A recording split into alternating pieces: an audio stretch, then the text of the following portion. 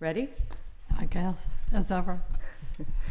My name is Hannah Zahn, and I am interviewing Pat Douglas at the American Legion in Hatfield, Massachusetts.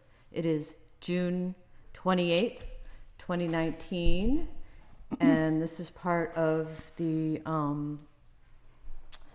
Veterans History Project for the Library of Congress. And we are going to get started. So Okay. I saw you on Memorial Day marching. Oh, yes. How did it feel to put on the uniform? Well, it's really a Legion uniform. My uniforms that I had a nice collection, but they never made it back to Massachusetts. Oh no. So what I did was use the Legion hat, and my cousin got me a shirt, and then I used the Legion jacket, and then plain, black, blue pants, and marched for the past, I don't know how many years. I've been marching for a few years. Very nice. And we started marching with a family unit. My uncle, his two children and their spouses, and myself, my brother. Of course, Kenneth is up front. So they used to call us the Police Brigade. And Paul Labby would say, I got to line up the Police Brigade. But it's dwindled down just to myself and my cousin from Springfield, who's marching. That's quite the military history in your family. Right. Is that why you decided to join? The Legion? No, the military? Yeah. No, not really. I don't know why I had a desire to travel, whether that's because I lived in a farm and was isolated or what have you. But I always wanted to travel. I always wanted to get to California, see what it was like out there. So when I was graduating from training, there were a couple other nurses that were interested in joining the service. So the three of us got together and decided, well, let's join the Air Force. For no apparent reason, we just joined the Air Force. Wow. And we were sent to Texas, Wichita Falls. How glamorous. Texas. But there were three girls from Boston, and the three of us, and we rented a house. And we, survived. There wasn't much to do there. You couldn't even get a pizza. We would have to go into Lawton, Oklahoma, for a pizza pie. Oh my goodness. Yeah, that's how barren that place was. And you just wanted to go to California. And I was hoping to go to California. So that was my first enlistment. I had two enlistments. And left there after my 2 years. Well, let's talk about Shepherd Air Force Base, Texas. It was isolated. You had to travel forever to go anywhere. And I can remember we had to go by the oil fields to go to the hospital every morning. Now, did you ever go by those oil things when they're pumping? The derricks. Yeah, they stunk terrible. Really? Many people lost their breakfast on the way to work. No kidding, that's how bad it was. Oh my goodness. If you wanted to avoid them, you had to go way around and you needed more time. So we went by those smelly pumps. And when working at Shepherd Air Force Base, it was kind of like the old-fashioned barrack type buildings. There was one great big hallway, and then the barracks or the hospital wards would line up on either side of those, and that was the way we functioned for many years. I worked in psychiatry there, and there were about 3 psychiatric wards. How many patients were on each ward? About 34, 35. Oh my goodness. So was it just one hallway with patients on Well, on each way? patients on both sides of the of the great big strip, we called it. And we would have about 3 wards, but at night. But during the day, there would be 2 or 3 nurses on each ward. And most of, I wouldn't say a lot of them, but there were quite a few that were alcoholic. And they knew they could get out by being given an alcoholic. You mean get out of being in the service? Get discharged? Yeah, they would be able to get some monetary, how you can get out, service connected. Oh, as a Really. disability. At that time, you could get out on Wow. be service connected for being an alcoholic, and we used to have a lot of it. So anyway, that I think they kind of abolished that or made it more difficult. But that's what our unit consisted of, a lot of. What kind of treatment did you administer? I mean, being in the psych ward, I mean, you must have heard some pretty harrowing stories and also some funny experiences.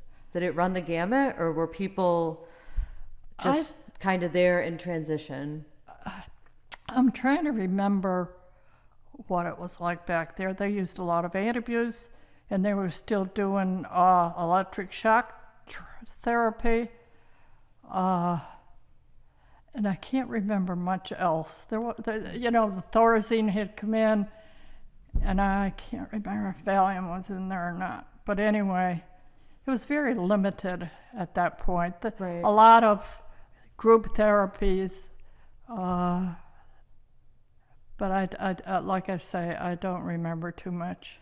Were there any common issues among the veterans besides alcoholism?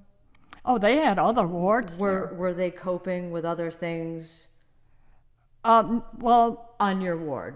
on my ward, there were breakdowns and adjustments and the routine psychiatric diagnosis.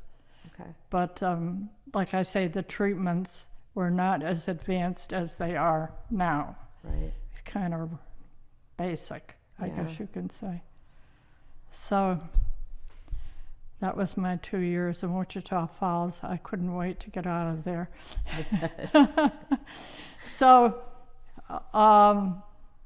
I came back to Hatfield after 2 years and found out that all my friends were married, had families, and back to the old isolation. What do I do? So after I worked at the Northampton State Hospital for a year before I went in the service. So I went back to the Northampton State Hospital and worked for, I think, 2.5 more years and rejoined the service. And I did stipulate I was to go to California or I wasn't signing the paper. Really?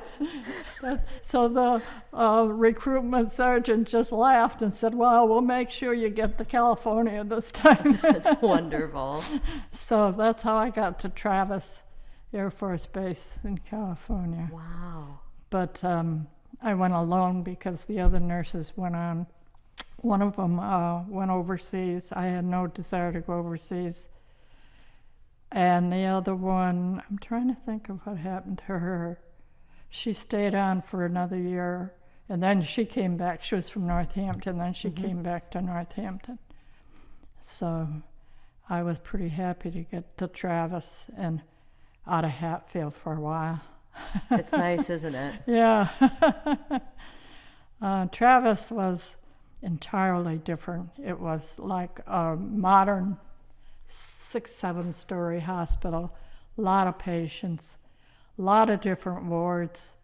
They put me on a female dependent ward when I went to Travis. I saw that in your paperwork, and I was I gonna didn't ask, even what is that? know they had a female dependent ward. What is a female dependent ward? It's the children, the wives. If your mother was your dependent, she could be treated in the military hospital. Okay. And we had a doctor who did plastic surgery, and he got the okay from the commander, the base commander, to do facelifts on the officers' wives. I mean, I'm saying this is the military, but this is the way it was. I mean, they could only stay one night, and he used to do it once a week. He'd do about 3 or 4 of them. Boy, I could use them now, you know.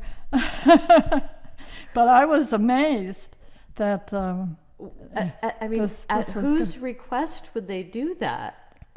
How? Yeah, like how would they get permission to do that? From the base commander. He got this surgeon got permission from the base commander to do this because this was his forte. Because he would, you know, naturally take care of the military people that needed revisions or anything. Right. But or reconstructive surgery. Right. Yeah, that was his main thing. But this female-dependent ward had everything. I mean, heart attacks and fractures, and this the only place they could go was on this female-dependent ward. So you did your first stint, had a break, and then you went back. Right. So now you're in California. Did you have to redo basic training, or did you so what kind of training did you get going back in? None going back in, because let's face it, you're a nurse. They just want you there, you know, to be a nurse. Okay. But when I first went to Shepherd, we had to go to Montgomery, Alabama, and learn how to march. And they did extensive medical tests on you, you know. And we were only there for, I think it was 10 days, something like that. But there was a lot of paperwork there, and learn how to march. Why so much marching? Because I guess Is that how you got around the base? That was what the officers had to learn. Oh, that's right. You went to officer training school, not regular boot No, camp. I didn't have to learn how to shoot a gun. I didn't even have to know what a gun was. You know, they just marched you and tested you, made sure you were fit for duty. And then from there, I went to Shepherd. But no, we didn't get any other kind of training. Interesting. Yeah. So I spent a whole year on this female-dependent ward, and I guess they felt sorry for me because the chief nurse says, "Well, I think it was, well, you've served your sentence. It's time that you got out and saw what the real world was like on the other ward." So I was transferred to orthopedic and neurosurgery. They didn't have much neurosurgery, so it was incorporated with the orthopedic ward. Very few neurosurgical patients.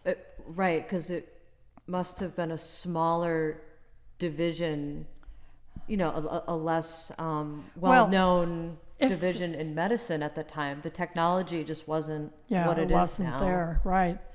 And you have to understand that these veterans want to be near of a VA where they live.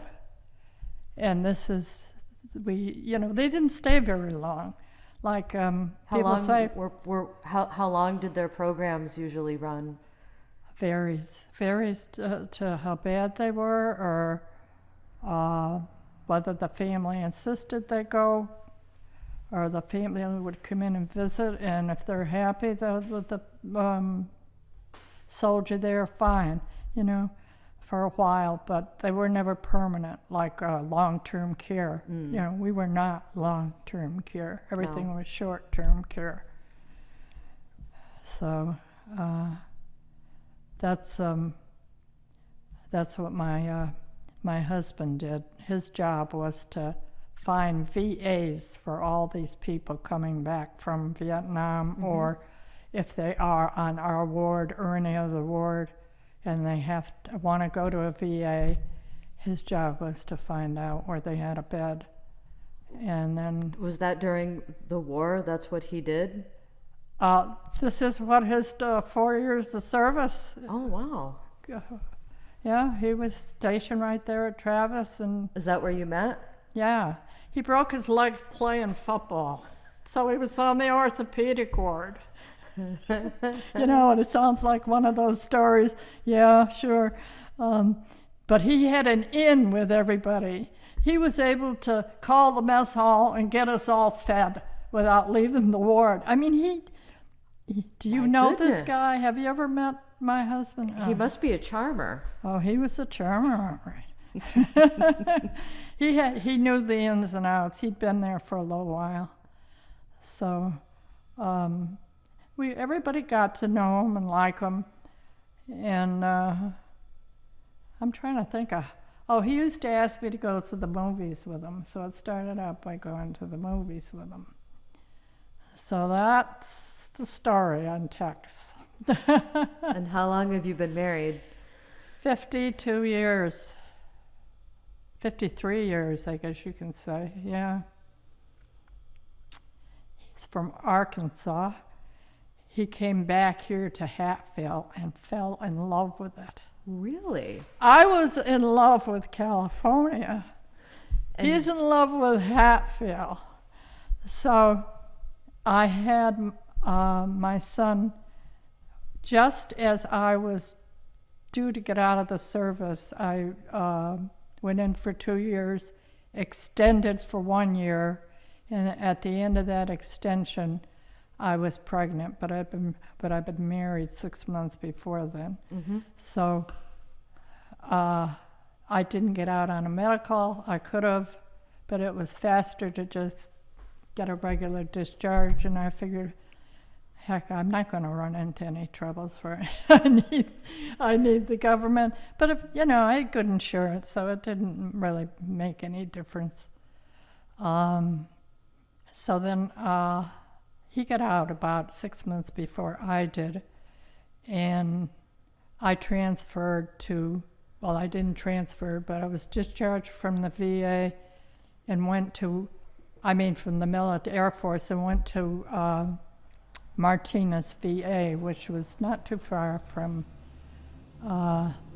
where I was to begin with. And had my baby there. Tex got a job. What was he doing at the time? Some kind of loan department. And then he was transferred further north to Palo Alto, so then I worked at the Palo Alto VA for about 1.5 years. And then I was pregnant the second time, and he said, well, you go home and set things up. Well, I went home and he transferred me back. Yeah, he did not want to stay in California and raise kids. Oh. Well, I could see his point, but I kept saying, well, maybe when they get to be 3 or 4, we can go back. But, we came back and rented and then built, and that's how I got back to Hatfield. Wow. And he got a job in beer salesman. Then he was manager of their beer department, and retired. They were both retired. I was at the VA Northampton for years and years, 28 years on the night shift. Oh, wow. Which I didn't- ward? All over. All over. All over the Oval. It was a combination of psych and PTSD, and of course they had the alcohol, and long-term care, a lot of long-term care, very confused patients, and some of them are on lock wards, some of them on open wards. At the time I went there, I had 4 wards at night, 6, 8, 9, and 10. 4 wards. You tell people that up there now, they can't believe that we survived. I mean, you were just going in and out of wards all night. Almost like a triage. If something happened, that's where that back type and forth, of thing. Back and forth. Yeah. how we got away from the military, didn't we? Did you notice any similarities between the patients at the various places you worked? Well, of course, here in Northampton, they were elderly, you know. They were the Vietnam vets that used to be young. They used to be World War II. And you had World War We had a II. lot of World War II there, and of course the Vietnam patients started coming in, and it was very different. They tried to keep the younger ones on like Ward 8, PTSD, and of course the alcoholics were on Ward 9. Then after a while they combined them, I guess. That was after I left. But it was a Zorama, I guess you could say. But we made it. But getting back to Travis, there are a lot of people in the same boat that I was in, you know, away from home, just trying to survive. And we would go into San Francisco a lot. That they had wonderful eating places there. We used to. We didn't really pair up with any guys. We went kind of like a bunch. There would be dentists. There would be a medical doctor, you know, single people. And we would even go in 3 or 4 cars to Lake Tahoe and just to see the show. Yeah. And then we would go to Squaw Valley and talk about trying to teach a Southerner how to ice skate with something else. I used to love to ice skate, and what did Tex think of that? yeah, this other nurse who was as tall as I was would get on one side there was one dentist that really wanted to learn, but he was from Texas, but he just couldn't keep his feet in the skates upright long enough, but he was funny. We used to have a good time. But when we were back at Travis, we worked. Yeah. I mean, we worked our butts off, so to speak. How long were your shifts? It varied. We were rotating shifts. How did that work? We 8-hour shifts. We rotate weekends, so it was whoever off, you know, you'd say we're going to we're going to Squaw Valley this weekend, who's interested, and next thing you know, you got 8 or 10 or 12 people going or more. You know, it was just one big happy family, and we all enjoyed it. Of course, then you'd have flight nurses. There were a lot of nurses that were flight nurses that lived there, and they would come back. They would come back with, if you wanted anything, they would buy it for you in Japan and bring it back. I know they bought me a set of dishes. They bought me lamps. Wow. The rice lamps. They're beautiful. You still have them? Yeah. Oh. I still have the dishes. I still have the rice lamps. Trying to think of what else they bought. Of course, you could get uniforms made there. You just give them article that one of the uniforms you had, they'd make you up I had a nice white dress uniform that I had made over there. Don't have it anymore, but didn't follow me home. But I can remember when Vietnam started to escalate, we were all subject to staying home where you could be reached on the base. You couldn't go into town. We went through those about 2 or 3 times a month for a while there. Was it a curfew, or you just weren't allowed to leave? I'm trying to think of the term that they called it. It was you had to be there. If you lived on base, you had to stay on base. You lived in town, you had to be by your phone. I can't remember the name. Did I write it down? the term that they called this. Um, But after a while, they apparently had more staff, and this whole thing was dropped because Vietnam just didn't quiet down. It just escalating and escalating and escalating. how did that make you feel on the base, and how did you help the patients? Did they sense the anxiety? Not really. It was really the staff. Because if there was an overload or too many planes coming in, air evac, you had to have a place for them. You had to have people to take care of them. And this is what we were for. If they ever got overwhelmed, then we were come in and have to work. But that never happened. But the thought was there. So they didn't keep, like I say, they didn't keep the air evac patients on the air evac ward any longer than they had to. They had to be ambulated. They have to be, if there was anybody that had a turn, a medical event, they would have to go up to ICU. You know, they weren't able to be air evac, so just those who could ambulate were on the air evac ward, and they tried to get them out ASAP because they're getting more in.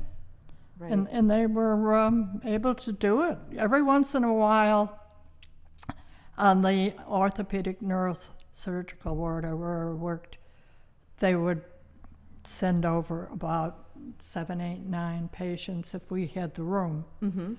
And they were ambulatory, and they took care of themselves. They were self-care, and next day they would go back to air evac ward. We didn't keep them very long. The only time I can remember keeping them for 2 days was over Thanksgiving. One year we had one of the air evac patients. He was able to walk, take care of himself, but his head was completely bandaged. Oh. And he had eyes opening and then breathing, mouth just a sliver. He must have had a fractured jaw. I don't remember, probably wired. And for Thanksgiving, he wanted a taste of turkey, so the dietitian whipped it up. Of course, he was on a liquid diet just through the straw, and got him turkey through the straw. He was so happy. I remember that. I'm trying to think. Otherwise, they were very, very quiet patients. It's like they'd seen something bad, and you'd ask, how did you feel over there? And their whole response was, we can't find the enemy. They come, they shoot at you, and they're gone. That's terrifying. Yeah, and they said, it's strange, you know. The first, every one of them you talked to had the same thing. And they must have come, that's probably why they used all that Agent Orange and all that stuff, tried to weed them out. But then, find out they were 6 years into the war and found out that they had tunnels. And the reason they found out this, four of the servicemen were playing cards. One of them fell in a hole, and that's how they found that they had tunnels. Can That's you a believe it? eureka That's moment. the story I heard. And that sounds logical because they played a lot of cards. I bet. Not much else to do. And now they know that they have even built cities built under there. And when I was at the VA in Northampton on the drug alcohol ward, there was this one patient, I'll never forget him. He was happy, jolly-go-lucky. He looked like he was on a high all the time.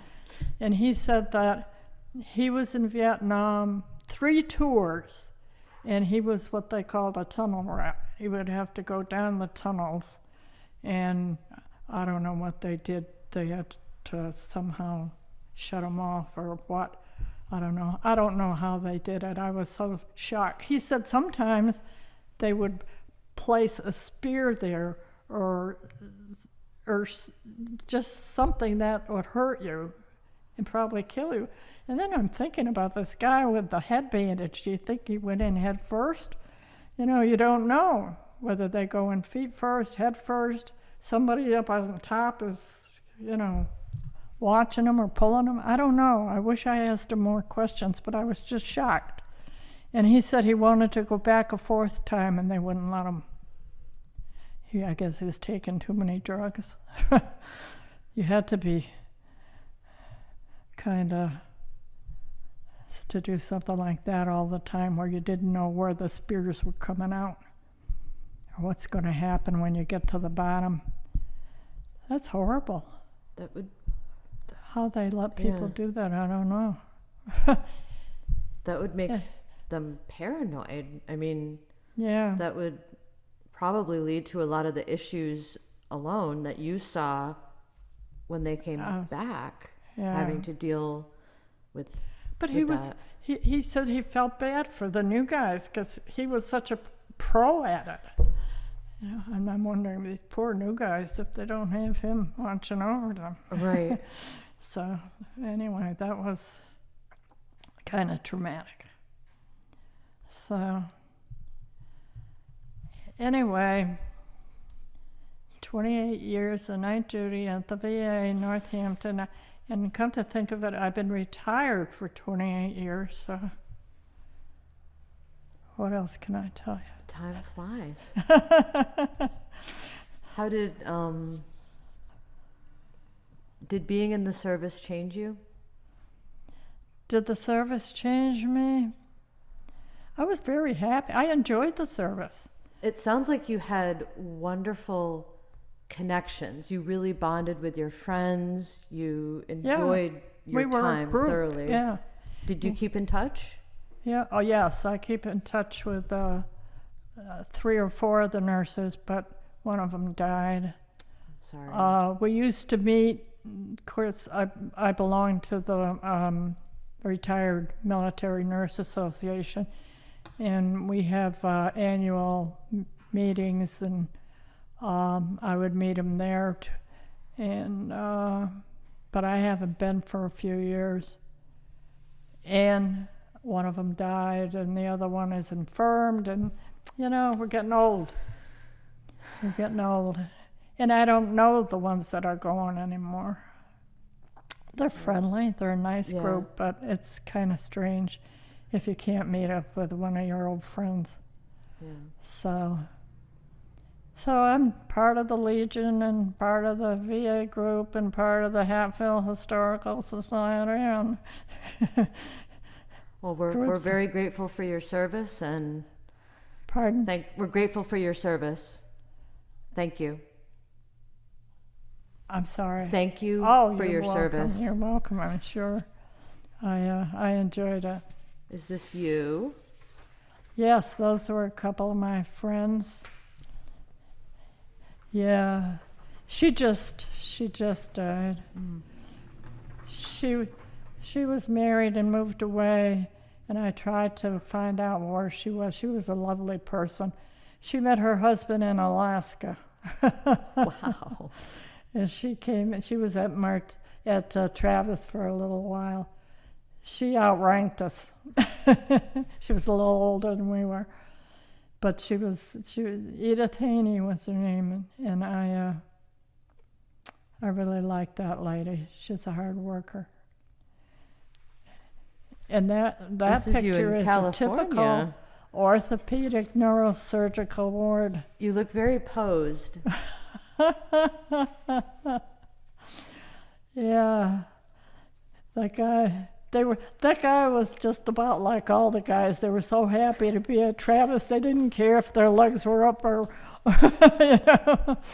They were very content to be stateside, which was good. I bet that helped them relax. Yeah. They were a nice bunch of people, kids, guys. Yeah. I mean, they couldn't have been more than 20, 22. They were young. Yeah, oh yeah, they were very young.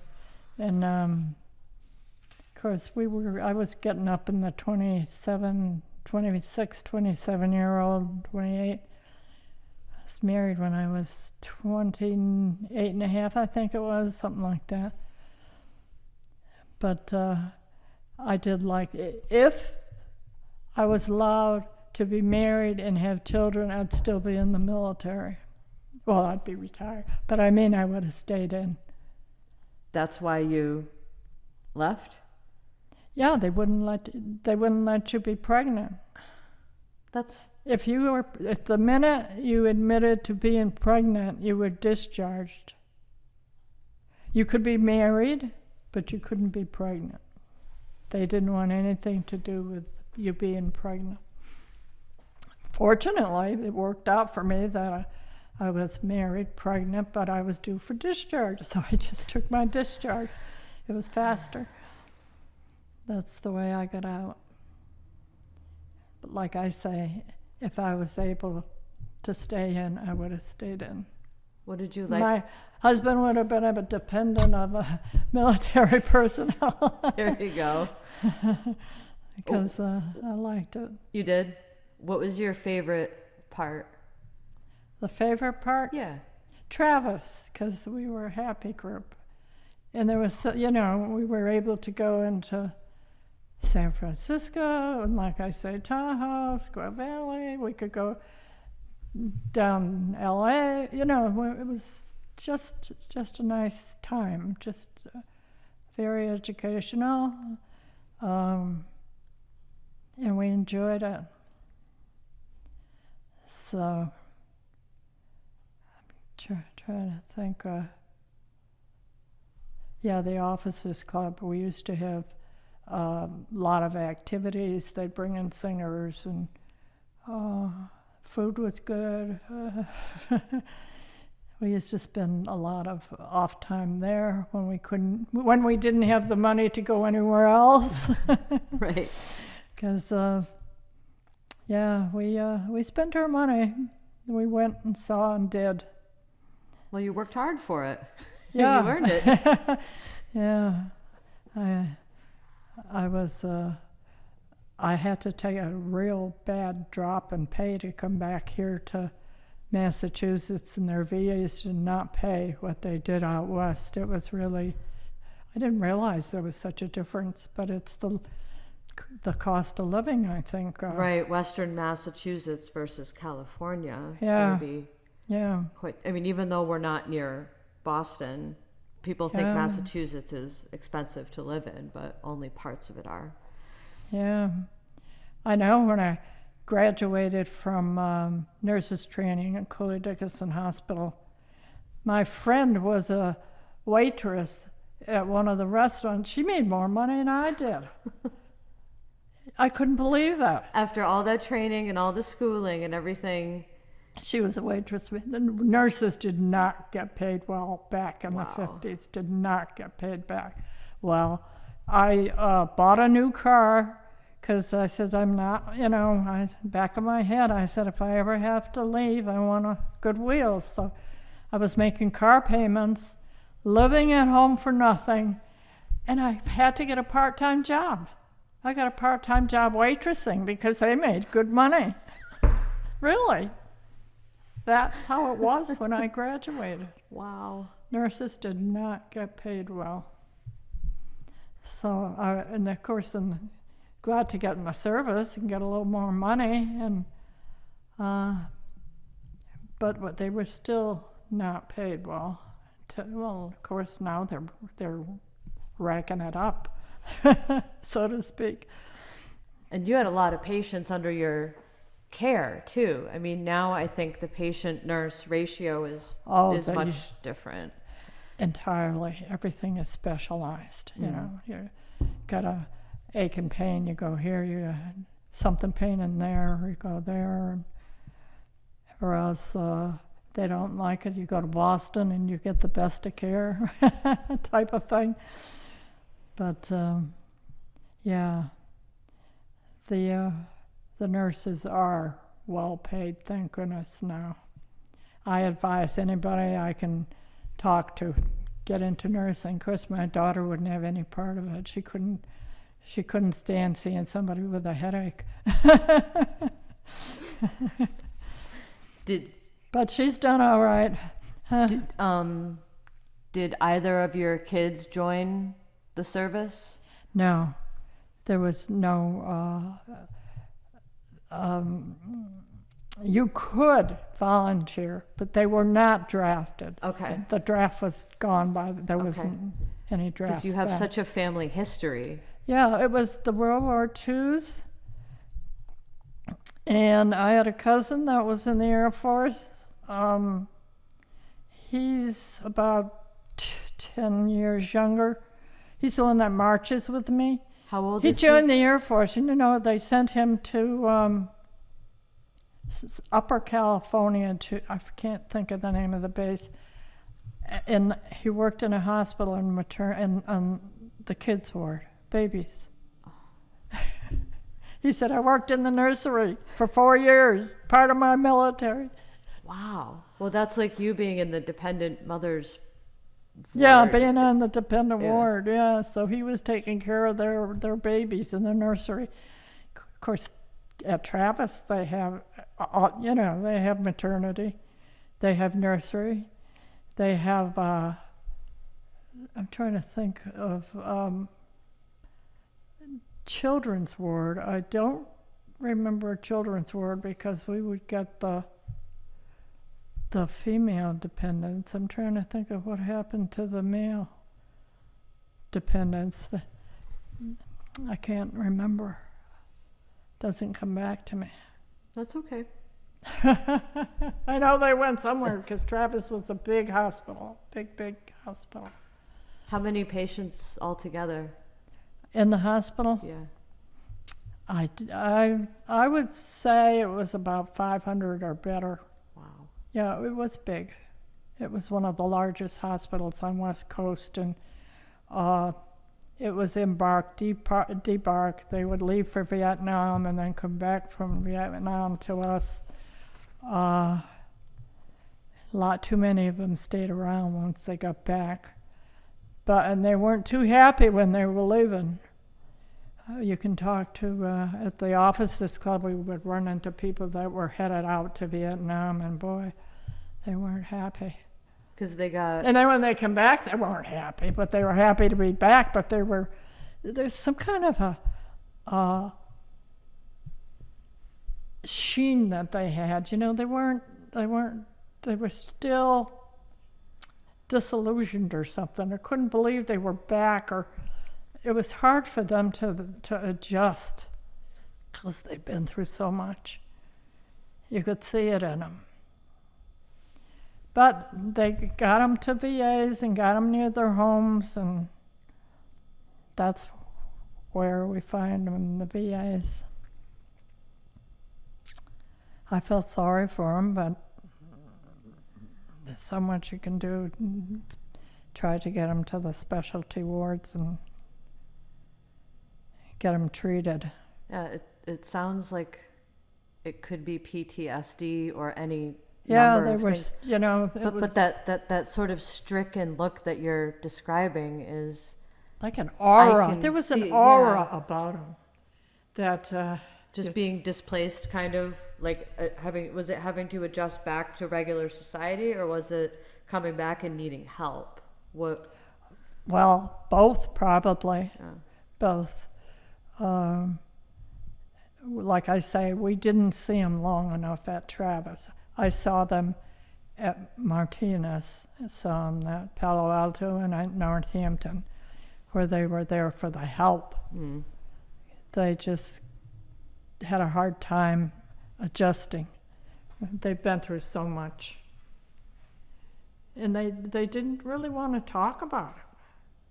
They were very closed-mouthed. I mean, the staff had a hard time pulling out their feelings and trying to get to them and all that. Do you think that's generational? That your generation was kind of brought up to,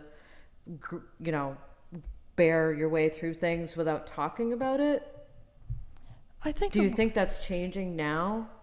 Well, yes, it's changing now because more people are feeling sorry for the Vietnam vet who they weren't when he came back because they were down on them killing people and all this stuff. And it was hard for them to come. They wouldn't wear their uniforms. They told me when I was discharged, flying home, you get to Westover to get out of that uniform. Yeah, we were told that people were rejecting us. So. And you still would have stayed in? I would have stayed in, yeah. That's amazing. Yeah. Even though, it was, being in the hospital is different than being out and trying to adjust. True, but you're still absorbing their absorbing experience. something. Yeah. But being in the military, you had all that support when you were out of the military. What kind of support did you have? You had to go find it. Mm. So a lot of them did. A lot of them refused to. Didn't want anything more to do with the military. They were so disillusioned. And well, it's hard for us to see what they went through. Very hard for us to see that. So I really feel sorry for them. I know I ran across a patient at Martinez VA who had his legs and privates all gone, and this poor guy wanted to die. That's all he wanted to do was die.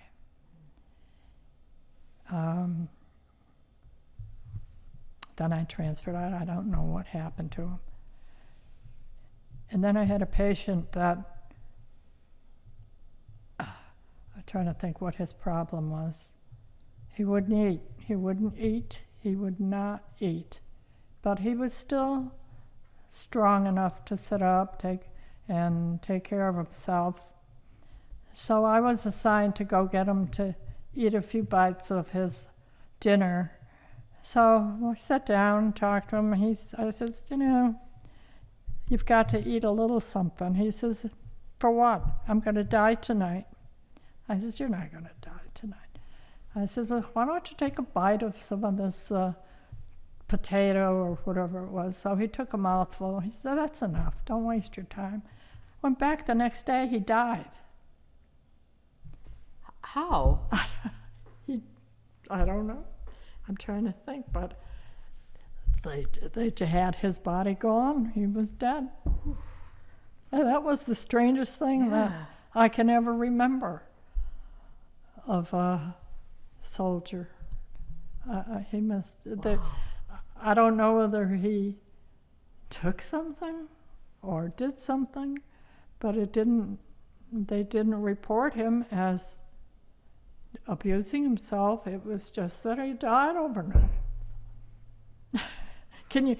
And then you wonder, can you will yourself to die? I don't know. That's spooky. Yeah, that was spooky, very spooky. So he just says, don't waste your energy. I'm going to die tonight. And I said, oh. Yeah, ever the pragmatic nurse. No, you're going to be fine. Yeah. So, anyway. Well, and that must have been overwhelming to lose patients, too. Unknown reasons, yeah. To unknown reasons how they willed themselves. But, yeah, I had an aunt who was 101, and she said, they want me to take all these medicines. She told me the list that's on the shelf there. She said, I don't take them. She says, I eat my one meal a day. I'm fine. I don't need anything. She lived to be almost 102. She died of pneumonia. You know? Yeah. Wow. What can you say? Almost like to each his own. Yeah, they get the people that are 100 to say, what kept you going so long? And sometimes it's, I drank whiskey every day or something like that. You never know what the person's answer is going to be. They all seem to have their own secret. but Yeah, it is a secret. I hope I have my other aunt lived to be 99, a month before 100. The other one lived to be 101. The other one lived to be 98. I'm saying, gee, I hope I go on my mother's side of the family. You don't know. You don't know. It's all genetical. so if they all lived to be about 100, when were they born? Well, when were they born? Yeah. The 20s? Okay, so they lived through World War II. Yeah. The father came over from Poland, mother from Austria. Good genes. They must have had good genes, but I don't know if they passed them on to us.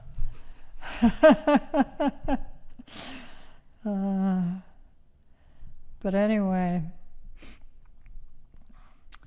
I do like hearing from my friends that I was stationed with.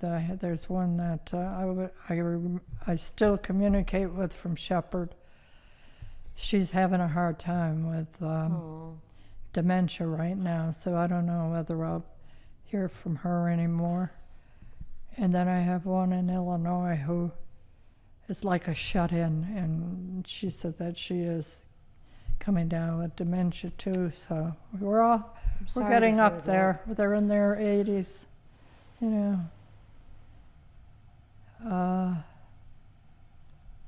I think those are the last two. But How did you keep in touch?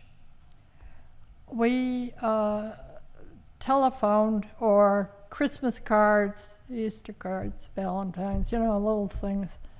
Do you still have them? No. No. No. You know, You don't think about it when you get them, and Yeah, then later it's- you're like, oh, I wish I kept that. it's something like, what am I saving this for? My kids are just going to throw it away. You know, this type of thing, you know, it's after you clean out a few old homes, you decide it's time not to clutter. Declutter, it's hard. Because there's certain things you would like to save, but it doesn't make sense. So, So I guess in closing, overall, how do you have any closing comments on your experience of nursing during Well, wartime? I encourage girls that are nursing or that aren't even nurses, to go in and get the basics, you know. And I said it's a start. You can get out, you can use the GI Bill, or you can go to school while you're there. You don't have to worry too much about employment. It's a stable situation. If you do go in after you have your education and become an officer, you don't have to go through all that basic. But a lot of guys, you can go. You're not going to die during basic. I mean, it may be a little hard, but you'll learn. So, and that's a basic way to start. So I do encourage kids, even males, to go in nursing. I mean, you were a woman just surrounded by men all the time. Was that difficult? No.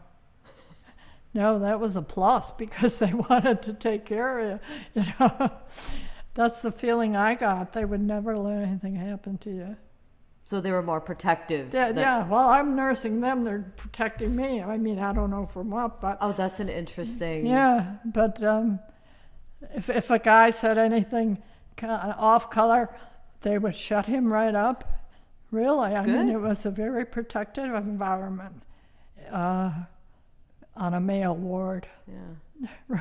I know, it's hard to believe, but it is. They wouldn't let anything happen to their nurse.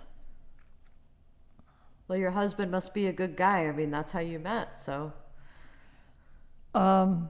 he had it made in the shade in Yeah. the service. I mean, being where he was and just assigning different people, different soldiers to different places and doing all the research and all that. He's smart. He was really smart. I think he could remember what he had for breakfast 20 years ago if you asked him. I mean, that's the kind of guy. He has a mind that just never stops. Of course, I'm just the opposite, you know.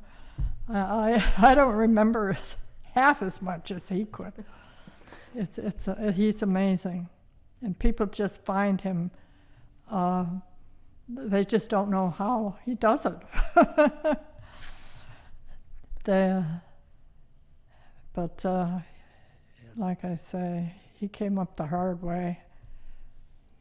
But he learned by doing. So. Well, I thank you again very much for your time. Oh, you're today. welcome. Thank You're you. welcome. This was I seem to have forgotten or didn't say something. I don't know. That's okay. That's okay. That you said a lot of interesting, wonderful things. Thank you. And you think before I came, I said, well, I got to say this. I got to say that.